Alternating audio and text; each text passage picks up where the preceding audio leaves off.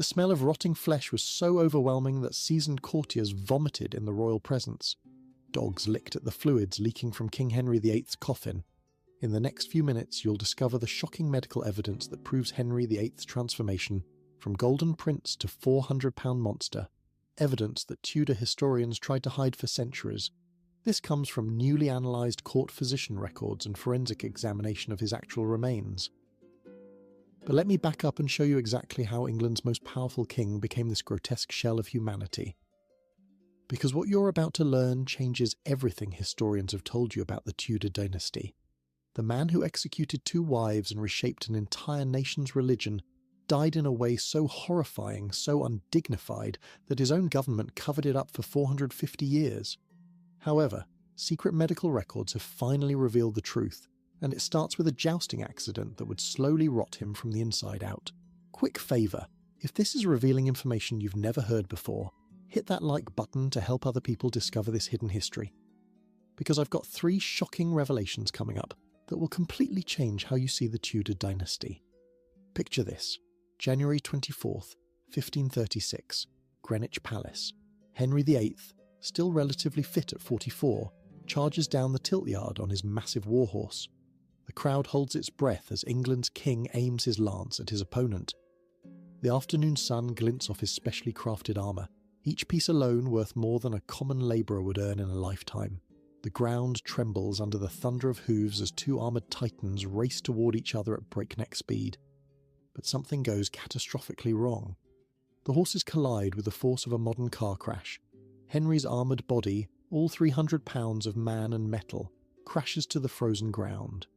The crowd gasps in horror as they watch his destrier, a massive warhorse bred for battle, stumble and fall. The beast, wearing its own suit of armour, falls directly on top of the king. The tilt-yard goes silent. Courtiers freeze in place, too terrified to move. Is the king dead? Has England just lost its monarch to a sport? For 2 hours, Henry VIII lay unconscious. 2 hours where England had no king. 2 hours where Anne Boleyn, pregnant with what she desperately hoped would be a male heir, waited in agony for news. 2 hours that would change everything. When Henry finally woke up, witnesses reported something deeply disturbing.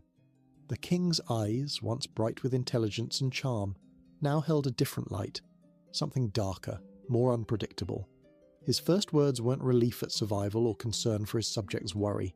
Instead, he flew into a rage, demanding to know why the tournament had been stopped. The charming Renaissance prince who could speak 4 languages, who wrote poetry and composed music, who danced until dawn and debated theology with Europe's finest minds, that man never fully returned from the tilt-yard that day. In his place emerged a paranoid tyrant with violent mood swings that would terrorise England for the next 11 years. Modern neuroscientists studying the historical records now believe Henry suffered traumatic brain injury to his frontal lobe, the area controlling personality and impulse control. The evidence is compelling. Before the accident, Henry showed remarkable restraint for a monarch of his era. He'd been married to Catherine of Aragon for over 20 years before seeking annulment. He'd executed relatively few nobles compared to his predecessors, but after January 1536, the executions began in earnest. Anne Boleyn lost her head just 4 months later. Thomas Cromwell, Henry's most trusted advisor, would follow. The king's rages became legendary. Servants reported finding him weeping uncontrollably one moment, then screaming for blood the next. But the brain injury was just the beginning of Henry's medical nightmare. The same accident that scrambled his personality also reopened an old wound on his leg that would never heal again. And this is where our story turns from tragedy to body horror. Now, the thing most people don't realise is that Henry had suffered a previous leg injury years earlier, probably from another jousting accident. It had healed, leaving only a small scar. But the 1536 accident tore that old wound wide open. And in Tudor England, without antibiotics or understanding of infection, an open wound was often a death sentence, just a very slow one. Imagine living with open sores the size of tennis balls on both legs, not for days or weeks, but for 11 years, constantly weeping pus, never fully scabbing over, the pain so intense that even the gentlest touch of silk bedsheets would make you scream. Court physician Dr. Thomas Vickery's secret notes, hidden in the Royal College of Physicians and only discovered in the 1960s, describe ulcers of a grievous nature, stinking and painful beyond measure. The king's legs had to be drained daily, sometimes twice daily, filling bronze bowls with infected fluid that servants would quickly remove from the royal presence. But Henry, in his vanity and paranoia, tried desperately to hide this deterioration. He designed special garters with lead weights to compress the wounds, believing pressure would force them closed. Instead, this cut off circulation and made the infection worse. He doused himself in expensive perfumes imported from Arabia, mixing rose oil with ambergris to mask the stench. He even instructed his portrait painters to depict him with impossibly athletic legs, standing in that famous power stance we all recognise. The infection wasn't just destroying his legs, it was poisoning his entire bloodstream. Every day, toxins from the rotting tissue entered his circulation, travelling to his brain, his liver, his heart. Modern medical analysis of the symptoms described in contemporary accounts suggests Henry developed chronic osteomyelitis, a bone infection that releases a constant stream of bacteria and inflammatory compounds throughout the body. These toxins cause a cascade of symptoms that would have made Henry's life a living hell. The constant pain would have been excruciating. Imagine the worst toothache you've ever had, but in your legs, never stopping, for over a decade. The fever would come and go, leaving him drenched in sweat one day and shivering with chills the next. His appetite would swing wildly between nausea and insatiable hunger. But most devastating were the neurological effects. The toxins crossing into his brain tissue would cause violent mood swings that had nothing to do with his actual emotions. One moment he might be laughing at a jest, the next ordering the jester's execution. Paranoid delusions became commonplace. He began seeing enemies everywhere, convinced that servants were poisoning his food, that his wives were committing adultery, that foreign assassins lurked in every shadow. By 1540, just 4 years after the accident, Henry had executed his second wife, annulled his marriage to his third, and was already hunting for number 4. The young Catherine Howard caught his eye, a girl of perhaps 17 to his 50 years. The contrast must have been grotesque. Here was a king so obese he needed servants to lift him onto his horse, pursuing a teenager who reportedly found his advances so repulsive she needed wine to endure his bed. Wait until you see what happens when those wounds finally turn septic. The year 1542 marked a terrible turning point. The ulcers, which had been manageable if disgusting for 6 years, suddenly worsened. Dr. Vickery's notes describe a change in the colour and smell of the discharge. Where once it had been yellow-white pus, now it turned green, then brown. The smell evolved from merely foul to something witnesses described as the stench of death itself. Henry's weight exploded during this period. Unable to exercise due to the leg pain, eating constantly to distract from his misery, he ballooned from an already hefty 280 pounds to well over 350. His armour from 1540, preserved in the Tower of London, shows a 48-inch waist. By 1545, new armour had to be commissioned with a 54-inch waist measurement. Let that sink in. 54 inches. That's larger than most modern refrigerators are wide. The palace had to be modified to accommodate the king's new bulk. Doorways were widened. You can still see the construction marks at Hampton Court. Floors were reinforced with additional beams after the king's weight caused dangerous sagging. Special chairs were built with arms that could be removed because Henry could no longer fit between them. But it wasn't just furniture that needed modification. The king's daily routine became an elaborate performance designed to hide his deterioration. He would be dressed while lying in bed, a process requiring 4 servants to manage his massive limbs. A system of pulleys and slings was installed to lift him upright. He would then be transferred to a wheeled chair, though this was carefully concealed from public view. I've got 2 more shocking revelations coming up about his actual death and the cover-up that followed. But first, make sure you're subscribed because I've got an entire series on Tudor conspiracies that historians don't want you to know. Hit the bell so you don't miss the explosive truth about Anne Boleyn's execution. The physical transformation was matched by an equally disturbing mental deterioration. By 1544, courtiers reported behaviour that went beyond mere bad temper into the realm of madness. Henry would hold entire conversations with people who weren't there. He was observed arguing with his dead father, Henry VII, defending his expenditure of the royal treasury. He would call out for his mother, Elizabeth of York, who had died when he was just 11 years old.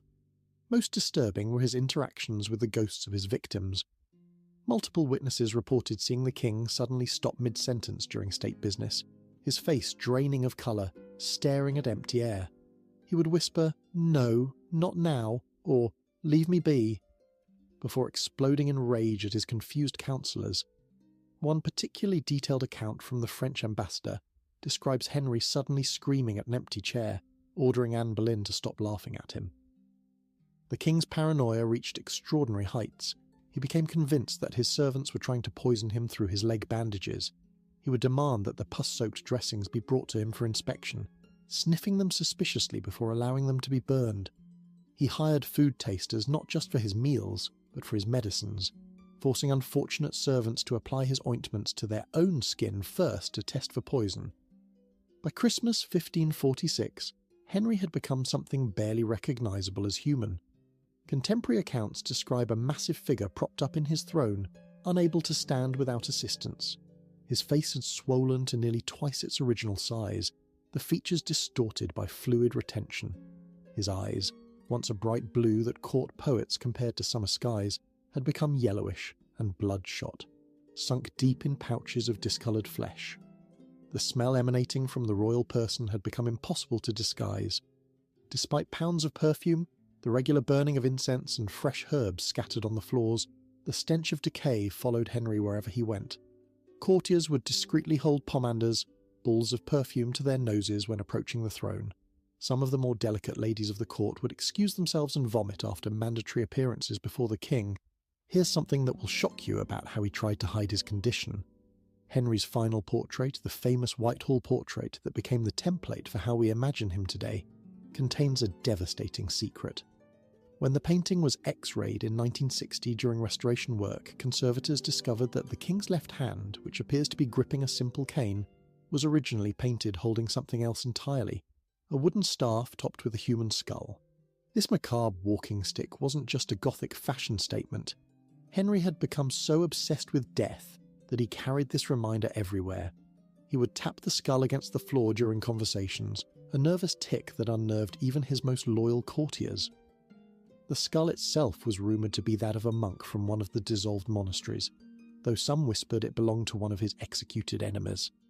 The portrait artist, Hans Holbein, had painted this disturbing detail accurately, but after Henry's death his son Edward VI ordered it painted over. The young king couldn't bear the thought of his father being remembered as the death-obsessed madman he had become. Court records from those final months of 1546 paint a picture of a court in terror. Henry's mood swings had become so extreme that courtiers developed an elaborate warning system.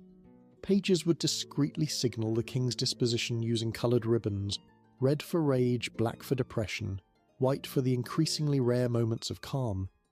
The king would fly into rages over the smallest provocations. A servant who sneezed during a royal audience was dragged away for interrogation as a possible assassin using poison powder. A lady-in-waiting who accidentally stepped on the king's robe was banished from court, her family's lands confiscated. Most terrifying of all, Henry began ordering executions of people who were already dead, having forgotten he'd killed them years earlier. One particularly chilling incident occurred during a state banquet in November 1546. The French ambassador reported that mid-meal, Henry suddenly stood up, a process requiring several servants and causing him visible agony, and began shouting at an empty chair. "You dare show your face at my table, witch?" he screamed, pointing at nothing. The court sat frozen as Henry continued his tirade against what he clearly believed was Anne Boleyn's ghost. "I took your head once, I'll take it again." He then collapsed back into his chair, seemingly exhausted, and resumed eating as if nothing had happened. January 1547, Whitehall Palace. Henry VIII enters his final decline, and what happens next is so disturbing that his own government suppressed the records for centuries. The ulcers on his legs had grown beyond anything the physicians had seen before. Dr. Thomas Wendy's suppressed medical notes, discovered in a private collection in 1891, described wounds so deep that bone was clearly visible. The flesh around the ulcers had turned black, clear evidence of gangrene setting in. The smell had become unbearable. Servants fainted while changing the king's bedsheets. Windows had to be kept open despite the freezing January weather because the stench of decay would fill any closed room within minutes. Henry's body had become a putrid mass of corruption. His skin had turned a sickly yellow from liver failure. The whites of his eyes matched, giving him an inhuman appearance. His tongue swelled so badly he could barely speak, his words coming out as wet, gargling sounds that required his closest servants to interpret. His breath smelled of rotting meat, a sign that the infection had spread to his digestive system. The king's massive weight made caring for him nearly impossible. It took 6 strong men to turn him in bed to prevent bed sores, though by this point sores had developed anyway, adding to the catalogue of rotting flesh. His legs had swollen to such an extent that the skin split in multiple places, weeping clear fluid that soaked through dozens of bandages daily. But here's the detail that haunts me about his suffering. On January 20th, Henry experienced what physicians now recognise as the beginning of multiple organ failure. His kidneys, overwhelmed by the constant flood of toxins from his infected legs, began shutting down. His urine, when he could produce any, was dark brown and reeked of ammonia. His abdomen swelled with fluid, adding to his already massive girth and causing agonising pressure on his other organs. The king's mental state during these final days alternated between terrifying clarity and complete delirium. In his lucid moments, he knew he was dying. He would beg his physicians to save him, promising them wealth beyond imagining if they could cure him. When they failed to provide relief, he would rage at them, threatening torture and execution, though he lacked the strength to sign the warrants. In his delirious periods, Henry revealed the true depths of his terror. He would cry out for his mother, dead for nearly 40 years, begging her to protect him from demons he saw crawling up from beneath his bed. He would have conversations with his brother Arthur, who had died in 1502, apologising for taking his throne and his wife. Most pathetically, he would call out for his first wife, Catherine of Aragon, asking her forgiveness, though she died alone and abandoned 11 years earlier. The court maintained an elaborate facade during these final days. Official proclamations continued to describe the king as recovering from a minor ailment. Ambassadors were told Henry was simply resting and would receive them soon. Meanwhile, behind the scenes, Edward Seymour and the other members of the Privy Council were already planning for the succession, knowing the king had at most days to live. On January 27th, Henry suffered what modern physicians would recognise as a massive stroke. The right side of his face drooped grotesquely. Drool pooled on his pillow as he lost control of his facial muscles. His speech, already difficult due to his swollen tongue, became completely incomprehensible. England's mighty king, who had once commanded the reformation of an entire religion with his words, couldn't even ask for water. Yet even in this state, paralysed and rotting, Henry tried to maintain his tyrannical control. Using his one functioning hand, he attempted to sign death warrants. His final intended victim was the Duke of Norfolk, who had served him faithfully for decades but had fallen from favour. The signature was an illegible scrawl, more ink blot than name, but Henry's servants, terrified even of the dying king, prepared to carry out the execution. Only Henry's death the next day saved Norfolk from the scaffold. Now here's where the story takes a turn that historians have tried to hide for centuries. Henry VIII didn't die peacefully in his sleep like official records claim. He died screaming. Archbishop Cranmer's private diary, discovered in the library of Lambeth Palace in 1983, provides the only eyewitness account of Henry's final hours. The Archbishop had been summoned to provide last rites, arriving at the palace near midnight on January 27th. What he found in the royal bedchamber shocked even this experienced clergyman. Henry was experiencing seizures so violent that 6 men had to hold him down to prevent him from injuring himself further. His massive body convulsed with such force that the reinforced bed frame cracked. Between seizures he would vomit black bile, a sign that his digestive system was hemorrhaging internally.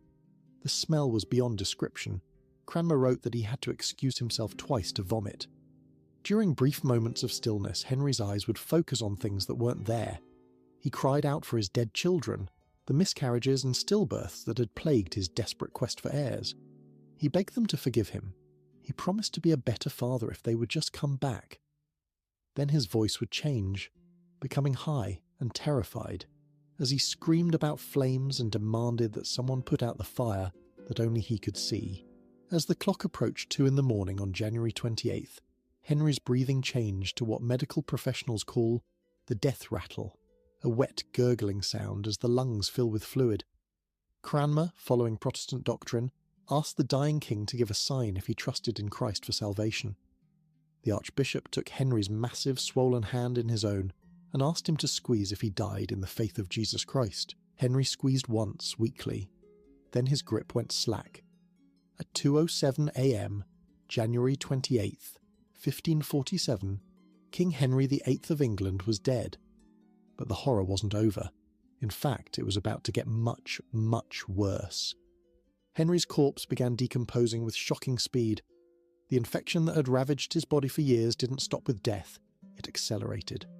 Within hours, his already bloated body swelled even larger as bacteria produced gases inside the corpse.